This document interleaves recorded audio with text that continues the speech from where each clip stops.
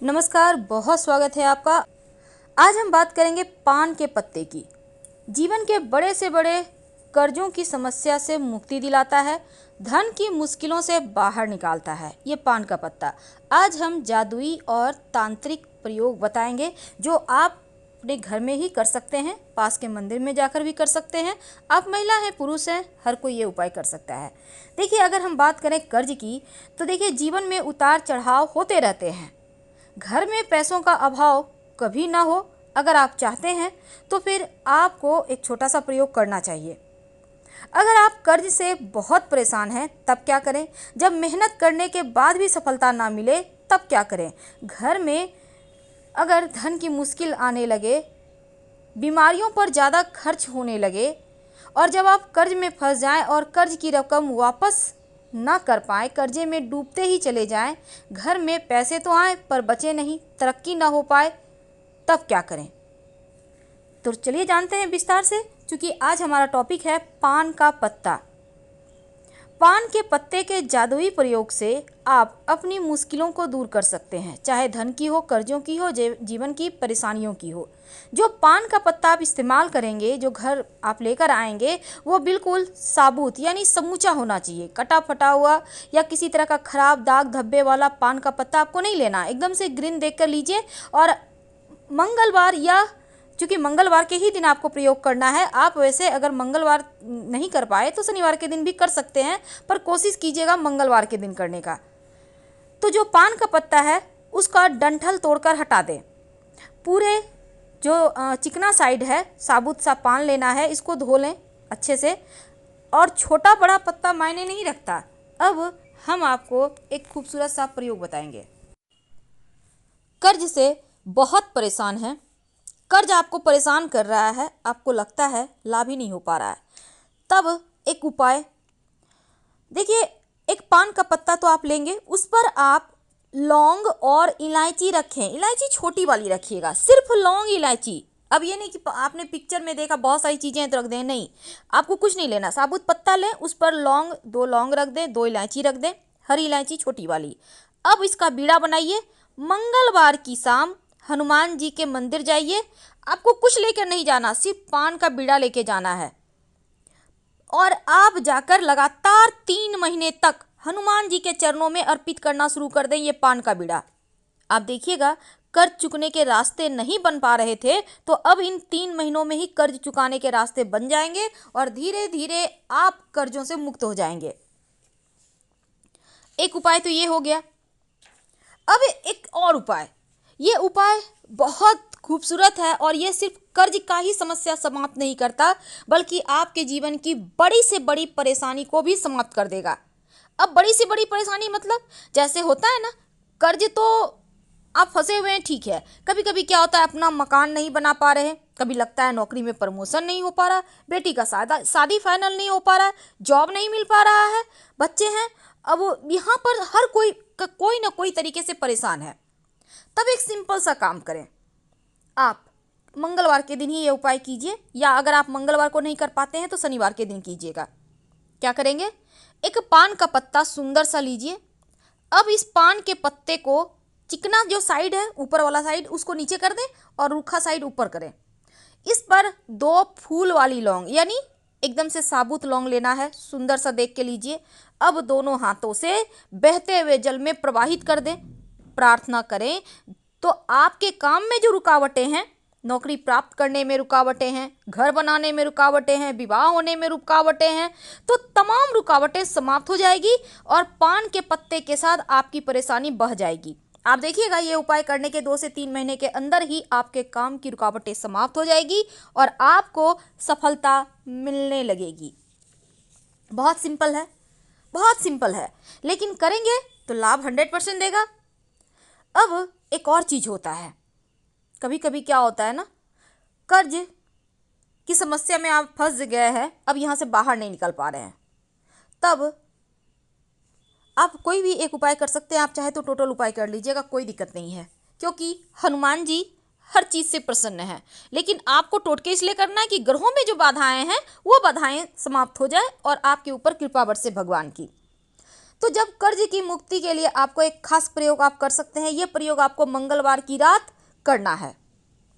अब इस दिन आप चाहें तो कम से कम लहसुन प्याज मत खाइएगा, सात्विक भोजन करें। मंगलवार की रात स्नान वगैरह करके फ्रेश कपड़े पहन लें। अब हनुमान जी के सामने बैठे एक घी का दिया जलाएं, उसमें 2 लौंग डाल दें। अब मंगलवार की रात 11 से 1 के बीच ये प्रयोग कीजिएगा। अब ये दीपक में जब आप लौंग डालिए, उसके बाद बैठ जाइए वहीं पर आराम से 11 बार हनुमान चालीसा का पाठ करें। संभव हो तो नमक मत खाइएगा, कोई दिक्कत नहीं है, नमक नहीं भी खाएंगे एक दिन तो चलेगा, स्वास्थ्य के लिए भी अच्छा है। आप ये प्रयोग लगातार कुछ दिनों तक करें, कम से कम 3 महीने तो जरूर करें, नियमित रूप से करें। कर्ज से छुटकारा मिल जाएगा। और ये प्रयोग रात 11 से 1 के बीच ही करना है। आपके घर में आपकी माँ है, बहन है, बेटी है, पत्नी है, जो भी है वो कोई भी आपके लिए कर सकता है, आप खुद भी कर सकते हैं। तो ये प्रयोग आपको मंगलवार की रात करना है। कुछ नहीं करना है, एक दिया जलाना है, बड़ा सा घी का दिया ले लें, उसमें 2 लौंग डाल के जला लें, 11 बार प्रेम से हनुमान चालीसा पढ़ें। देखिएगा धीरे धीरे स्थिति आपके पक्ष में आ जाएगी। अब एक ऐसा प्रयोग जिसका कोई काठ ही नहीं है, क्या करेंगे?